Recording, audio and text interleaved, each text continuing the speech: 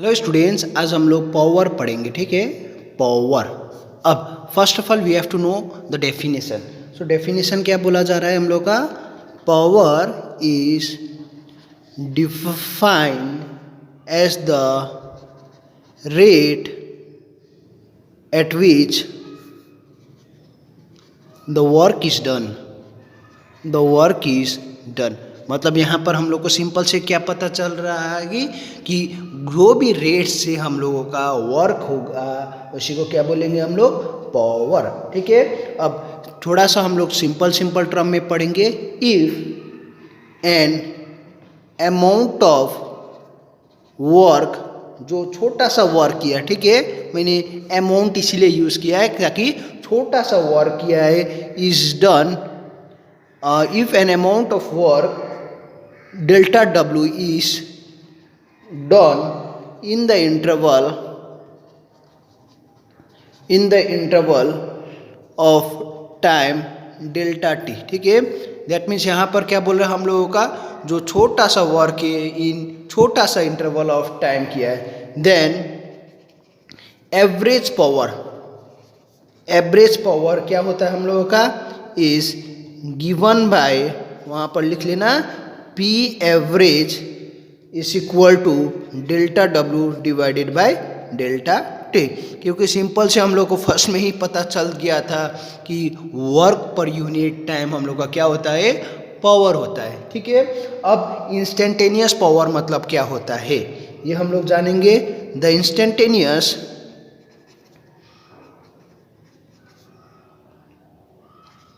instantaneous power is defined, instantaneous power को हम लोग P से लिख दे रहे हैं, ठीक है, is defined as the instantaneous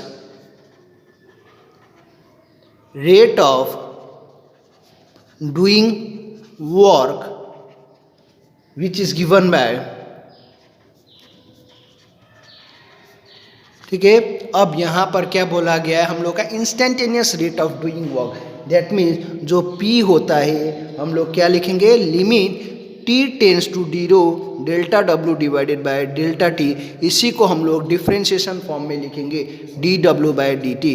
that means ये वाला जब हम लोग का जब लिमिट T टेंस टू 0 कर देंगे तो वो कौन सा फॉर्म में आ जाता है? डेरिवेटिव का फॉर्म में आ जाता है। उसी को हम लोग क्या बोलेंगे? हम लोग इंस्टेंटेनियस पावर बोलेंगे। ठीक है, ये चीज़ हम लोगों के लिए क्लियर हो गया।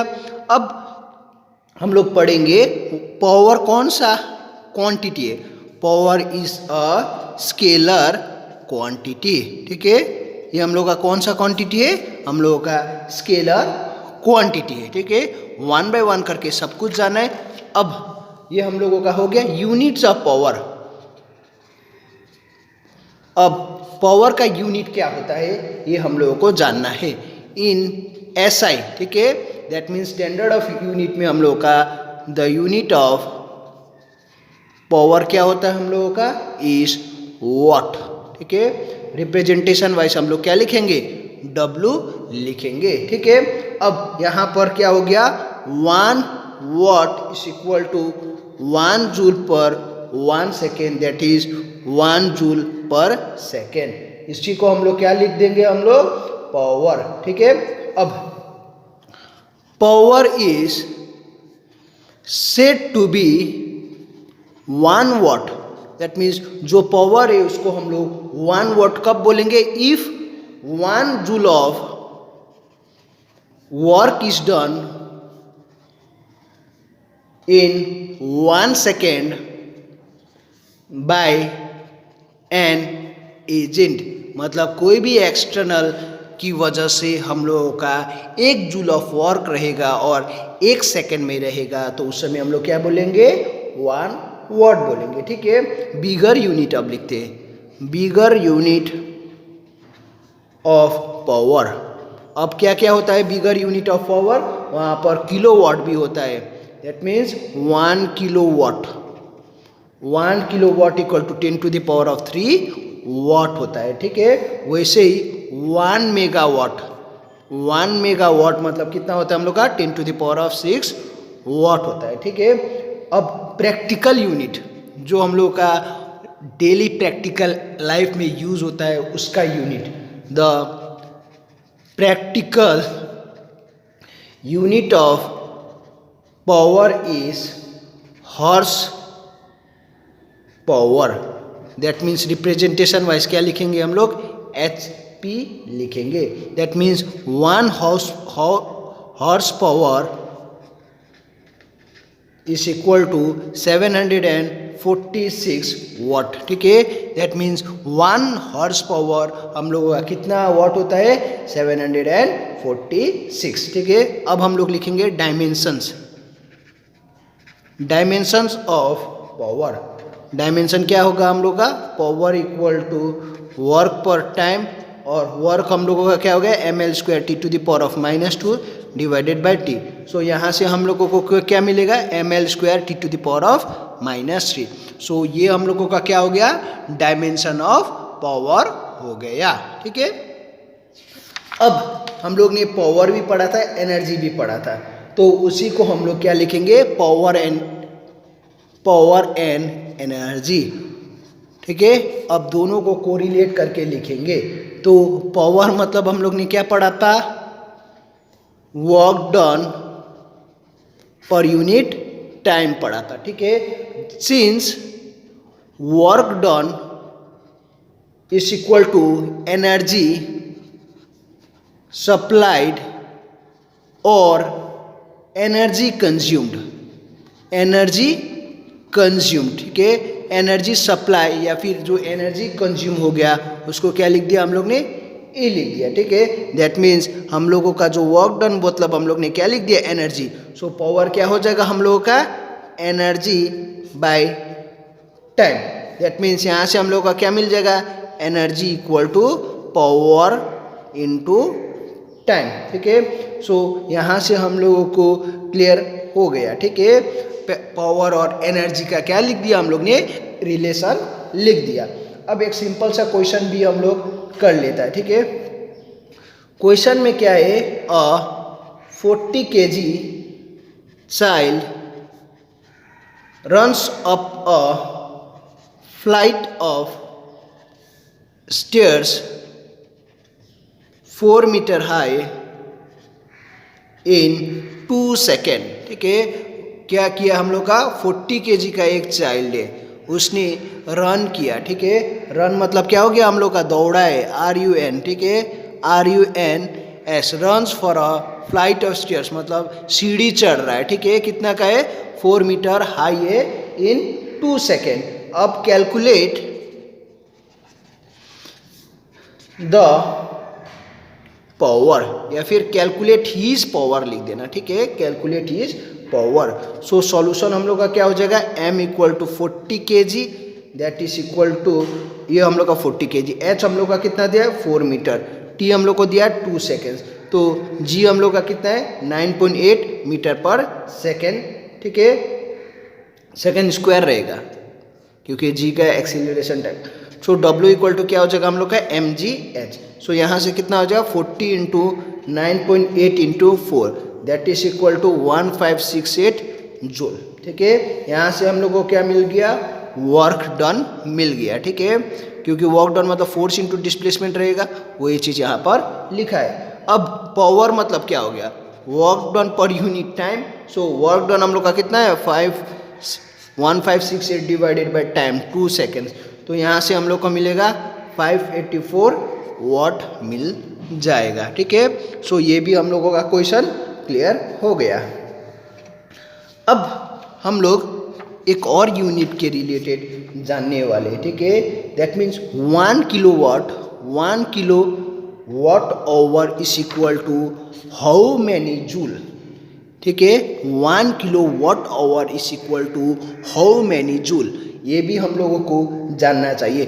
अब first of all 1 kilowatt hour, इसका डेफिनेशन क्या होता है, is the energy consumed by an electrical appliances of 1000 watt working for 1 hour continuously. ठीक है, सो अब यहाँ पर क्या बोला जा रहा है, 1 किलोवाट आवर कितना जूल है, तो ये क्या हो जाएगा हम लोगों का 1 unit of electric energy, electric energy. So यहाँ से हम लोगों को कितना मिलेगा 1000 वाट इंटू 1 आवर।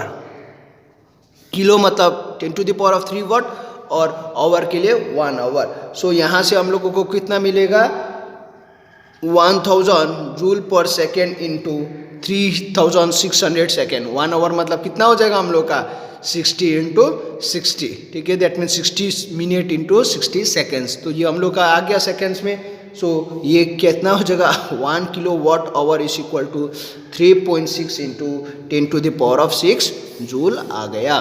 सो यहाँ से हम लोगों को क्लियर हो गया कि 1 kilowatt hour is equal to 3.6 into 10⁻⁶ joule. So ये भी हम लोगों को यहाँ भी रिलेशन हो गया।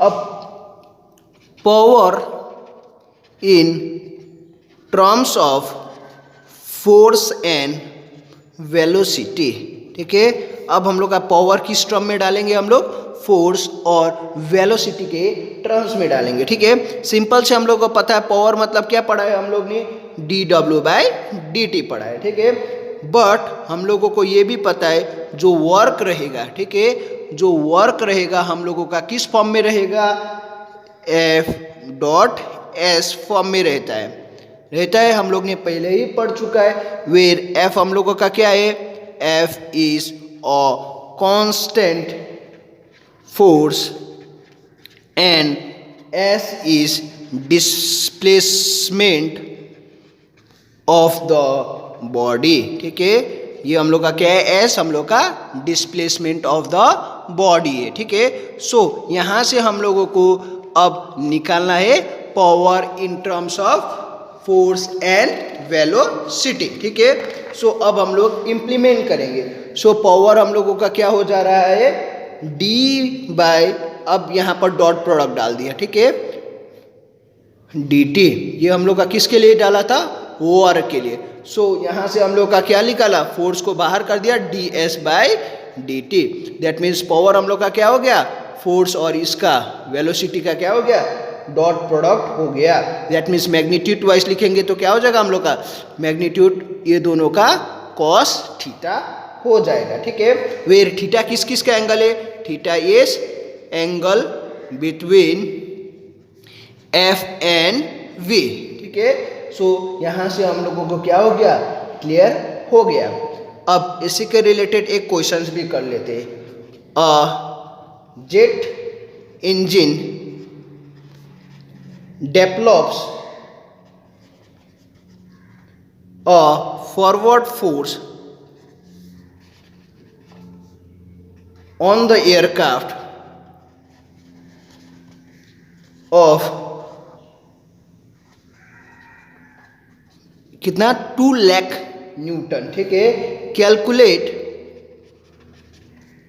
The power of the engine if the aircraft is flying at 720 kilometre per hour. ठीक है, अब हम लोग सॉल्यूशंस करते हैं। अब यहाँ पर क्या बोला गया है, जो एयर मूव कर रहा है, ठीक है, कितना से हम लोग का 2 लाख न्यूटन से। दैट मीन्स यहाँ पर फोर्स हम लोग का कितना दिया है, 200,000 न्यूटन। सो एफ हम लोग का 2 × 10⁵ न्यूटन दिया है। ठीक है, और वेलोसिटी जो दिया है हम लोग का 720 kilometre per hour. That means 720 × 5/18 करेंगे तो क्या हो जाएगा, मीटर पर सेकेंड में आ जाएगा। दैट इज 200 मीटर पर सेकेंड। ये हम लोगों का आ गया, दिस इज अवर वेलोसिटी। ठीक है, अब हम लोगों को क्या करना है, कैलकुलेट करना है पावर। सो पावर और velocity in terms of force and velocity हम लोग को फॉर्मूला मिल गया था F और V का। ठीक है, अब यहाँ पर डायरेक्टली हम लोग डाल देंगे तो कितना मिलेगा, वहाँ पर डायरेक्टली डालेंगे तो P = F 2 × 10⁵ × वेलोसिटी निकाला 200, सो पावर हम लोगों को आ जाएगा 4 × 10⁻7 वाट आ जाएगा। ठीक है, तो ये भी हम लोग का सिंपल से निकल गया। अब एक और रिलेशन फाइंड करेंगे, power relation between instantaneous power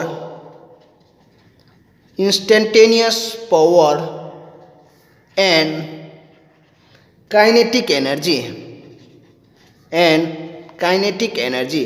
अब यहाँ पर हम लोग रिलेशन फाइंड करने वाले इंस्टेंटेनियस पावर और काइनेटिक एनर्जी का। ठीक है, वी नो दैट, ठीक है, इंस्टेंटेनियस पावर का क्या होता है हम लोगों का, P = dW/dt। ये हम लोगों को पता है, किसके लिए, इंस्टेंटेनियस पावर के लिए। ठीक है, ये it is given by this, but work done W by the force on a body is equal to the kinetic energy of the body. That means जो वर्क डन है वो हम लोग का किसके बराबर आ रहा है, काइनेटिक एनर्जी का। सो W = d/dt of kinetic energy. That means यहाँ से हम लोगों को एक चीज क्लियर हो गया, दैट मीन्स पोटेंशियल एनर्जी क्या हो रहा है हम लोगों का, डेरिवेटिव ऑफ काइनेटिक एनर्जी हो रहा है। सो फाइनली एक कंक्लूजन भी लिख लेना, thus power supplied by a force is equal to the time rate of the change of the kinetic energy of the body। ठीक है, सो यहाँ से हम लोगों को बहुत इजीली क्लियरली मेंशन भी हो गया the relation between the instantaneous power and kinetic energy. So finally conclude करके भी लिख लिया, जो power supplied by a force होगा वो हम लोगों का क्या रहेगा, change of kinetic energy of the body रहेगा।